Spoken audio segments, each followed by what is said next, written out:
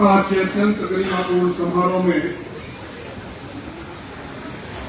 जिनका संत सानिध्य हमें मिला, तारीफ,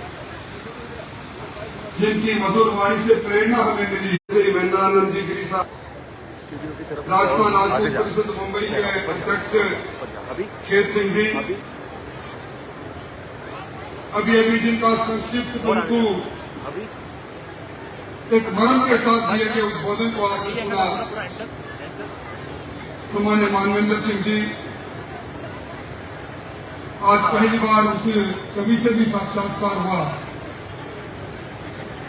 जिनके मुख से वो कवि काव्य सुनने को मिला, इसमें रोमांच उठे। ऐसे दीप सिंह जी, आदरणीय कुशाल सिंह जी, आदरणीय रतन सिंह जी, रघुनाथ सिंह जी और राजस्थान राजपूत परिषद से जुड़े हुए सभी ट्रस्टीगण मेरे सामने विराजित बड़े अनुशासन से सुबह 10 बजे से विराजित शक्ति स्वरूपा माताएं बहनें आज के इस कार्यक्रम में उपस्थित जन्मभूमि से आकर कर्मभूमि में अपने पुरुषार्थ से अर्जित धन में से धन कमाकर समाज सेवा के लिए मन में कल्पना रखने वाले सभी सरदारों और मित्रों, मैं सबसे पहले आयोजक बंधुओं को धन्यवाद देना चाहूंगा। लंबे समय में रहा, कई संस्थाओं को काम करते लगभग आधी सदी निकल जाए, जितना धन्यवाद दूं साधुवाद दूं उसका कम है। आज इस महानगर में जिस प्रकार मानवेंद्र सिंह साहब ने कहा, जब निगाहें उठती है जनाना सरदारों के तरफ, सामने हमारे कसुबल पाक पहने हमारे भाइयों की तरफ, तो लगता है कि राजस्थान और राजपूताना की संस्कृति की एक अद्भुत छटा है जिसको निहारने का मन करता है। कार्यक्रम में कई वक्ताओं ने अपनी बात कही। आज के कार्यक्रम में दशहरा और स्नेह और मिलन की बात कही गई। आज मिलन का कितना अभाव है, भागम भाग की जिंदगी है, लगातार प्रतिस्पर्धा है, चारों ओर हर क्षेत्र में चुनौतियां हैं। जब किसी से बात करते हैं उत्तर एक मिलता है तो मरने की फुर्सत नहीं, सर्वाइवल फॉर फिटनेस का जमाना है।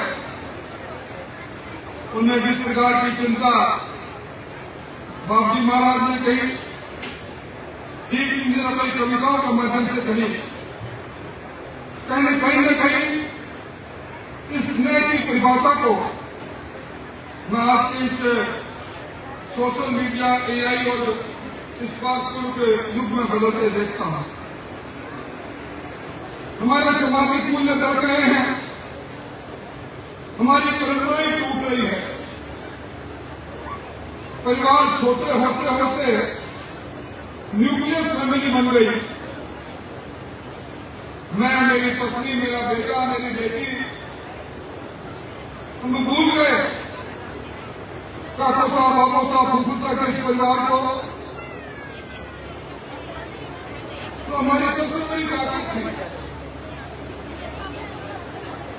आज जब कभी भी किसी प्रकार की बातें सामने आती है, किसी व्यक्ति को कुछ कहना होता है, तो आज स्नेह की परिभाषा में से आप राजे हैं। मैं भी शेखावाटी में लंबे समय से काम कर रहा हूं। आपकी जगह आपके गांव में है, आपके पुरखों की जगह आपके गांव में है, आपका पैतृक साझा खाता है जमीन का। मैं हर जगह कई पंचायतें करता हूं। 4 भाइयों का साझी जमीन में से एक भाई जमीन को बेच देता है, विवादों का घेरा बढ़ता है। मैं समझता हूं कि आज निश्चित तौर पर उस स्नेह के साथ मिलने की बहुत बड़ी आवश्यकता है। आपके बारे में भी आप जी ने और दीप सिंह जी ने सही कहा, हमें लगातार अपने गांव और अपनी जड़ों को भूलते जा रहे हैं, अपने परिवार के इतिहास को विस्मृत करते जा रहे हैं। आप यहाँ अच्छा लगा, उसी धरा की कोई ना कोई आशीर्वाद के कारण से आप लोग फलीभूत हुए। उन गलियों को, उन चौबारों को जहां का बचपन बीता, उसे हम क्यों विस्मृत करते जा रहे हैं? सही काम उससे पहले हमें लोग सरकार कहते हैं, नेतृत्व हमारा लेजिस्लेटिव गुण है, और सरदार तब कहेंगे जब हमारी उन जड़ों में हमारी इज्जत होगी, हमारी पंचायती हमारे गांव में नहीं चले, हम गांव में किसी को सरपंच को बना पाए नहीं बना पाए, इसकी भूमिका नहीं रहे। मैं समझता हूं कि जसोल से बिराजे मनमोहन सिंह साहब बिराज रहे हैं। मनमोहन सिंह साहब को ठिकानों का नाम चलती हुई टैक्सी के पीछे देखता हूं, गांव का नाम और चलती हुई टैक्सी, और लोग जब पूछते हैं तो कहते हैं ये फला गांव के ठाकुर साहब हैं। अब क्या करते हैं, अब गांव छोड़कर आ गए, जयपुर महानगर में जोटवाड़ा में 100 गज की मकान में रहते हैं और टैक्सी चलाते हैं। मैं समझता हूं ये जो हमारी मिट्टी हुई पहचान है, राजपूत परिषद को तो धन्यवाद दूंगा कि आपने महानगर का पहचान बनाई, और जब मैं आपसे बात करता हूं तो लगता है कि मैं राजस्थान से बात कर रहा हूं। इस पर निश्चित तौर पर हमें चिंता करनी चाहिए, एक शपथ लेनी चाहिए, हम पूर्वजों की धरा को बिल्कुल नहीं दे चाहिए। राणा प्रताप को लड़े, हाथी घाटी का युद्ध क्यों हुआ, राणा सांगन को लड़े। अगर उनके पीछे की बात आप पूछोगे तो आपको मालूम है कि क्या शिक्षा है, धरा के लिए लड़े, स्वतंत्रता के लिए लड़े। आज उसी धरा को हम अपने आप से विलट कर रहे हैं। अपने यहाँ कहा करते हमारे यहाँ ढीकला और ढीकला ये दो ही रेखस। ढीकला हमारे पूर्वजों के वो स्मारक है, हमारी पुरानी वो हवेली है। ढीकला हमारे पूर्वजों के द्वारा किए गए वो गीत है, वो बातें हैं जो उनके त्याग में जीवन के लिए कहते हैं।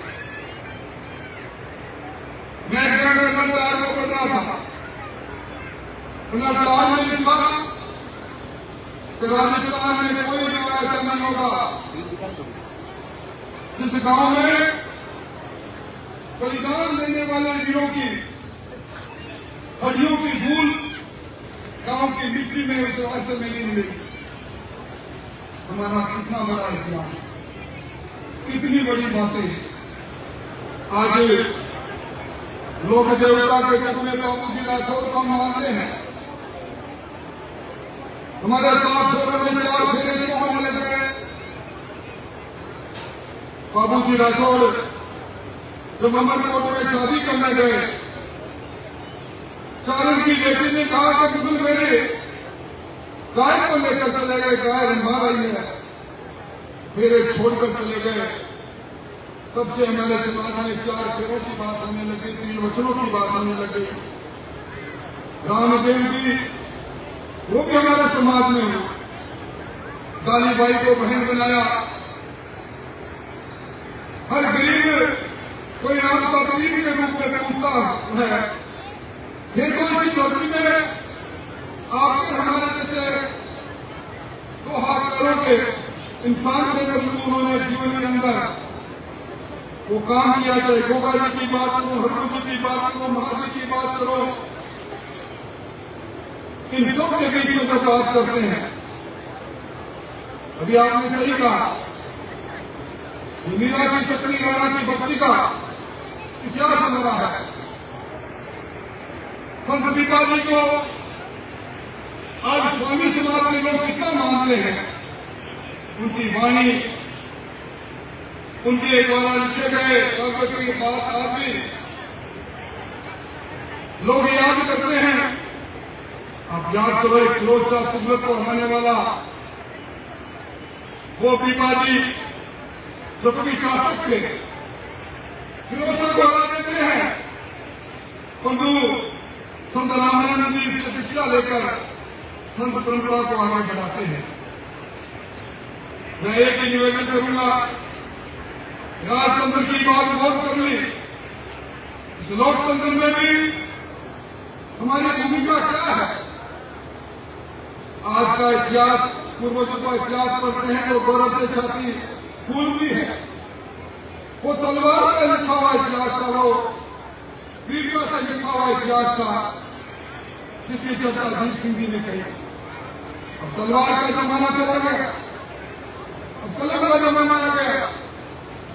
पहले सर टिकाने पर जुझान भी कहते थे, सर घर अलग हो गया तो भी लड़ने की बात हमारे इतिहास को रखते हैं। और अब सर कटाना नहीं, सर गिराने का जमाना आ गया। अब सहकार की बात आ गई, एक सब के लिए और सब एक के लिए स्वभाव को जागृत करने की बात आ गई। 1952 से राजस्थान में लोकतंत्र आया, 52, 67, 180 की विधानसभा में हम 62 रहते थे, 52 रहते थे, 54 रहते थे। आज 200 की विधानसभा में हम 18-19 पर तक जाते हैं। आज के लोकतंत्र में जो तंत्र को संचालित करते हैं, वहां हमारी भूमिकाएं कमजोर होती चली जाती है। इसकी भी चर्चा कौन करेगा। गांव के अंदर जब कभी भी आप जाते हो, गांव में चर्चा चलती है, आज फला व्यक्ति आया है, मुंबई में कारोबार है, अपने गांव आया है। आपकी बात को लोग खिटक कर सुनते हैं। आपने जो यहाँ काम किया वो तो खुद योग्य है, परंतु आपकी साथ आपके विश्वसनीयता आपके गांव में भी मिलेंगे, इसके जरूर की तरफ लौटे। यही मेरा निवेदन है। आज के युग में हर ताले की चौकी राजनीति है, उसमें हमारी भूमिका कौन कैसी हो। आज दशहरे पर ये मिलन क्यों, ये इसलिए राम की विजय की बात को दिन को याद करते हैं। कौन से भगवान राम, कौन से भगवान कृष्ण, कौन से सुंदर, सब की तरफ लौटते हैं। बाबू महाराज जी कहते हैं कि हमारे समाज के लोग थे, आज उनके वंशज के रूप में जिन्होंने उस समय इतिहास को अपनी कुर्बानी से मोड़ा, अपने चरित्र से मोड़ा। भगवान राम की वो मर्यादाएं, एक पिता से पुत्र का संबंध क्या है, इस प्रकार पिता पुत्र के साथ व्यवहार करे, भाई भाई के साथ करे, पति पत्नी के साथ करे, वो मर्यादाएं क्यों टूट रही है। जन्मभूमि अगर उसको विस्मृत करेंगे, जन्मभूमि आपको याद करती रहेगी। मैं समझता हूं कहीं न कहीं अनबैलेंस हो जाएगा। मैं जरा कुछ नहीं कहते हुए यही कहूंगा, ये पैसा ये धन रह जाता है, बातें रह जाती है। आज एक ही बात करूंगा, जिन प्रतिभाओं को हमने सम्मानित किया है, बड़ा अच्छा लगा। हमारे निर्णय बालिकाएं इस मंच पर बड़े आत्मविश्वास के साथ पुरस्कार लेने आ रही थी। हमारा कल बहुत अच्छा है, और हमारी प्रतिभाएं, उनको भी ये मन में आकर संकल्प लेना चाहिए। इस बार आपको पुरस्कृत किया गया है, आप हमारा मान और सम्मान और अभिमान हो। अगली बार आप एक ऊंची पायदान पर फिर जाए, फिर आप समाज की अगुवाई करें। गर्व हो आपके माता पिता को, समाज को, इस प्रकार की आपकी भूमिका रहे।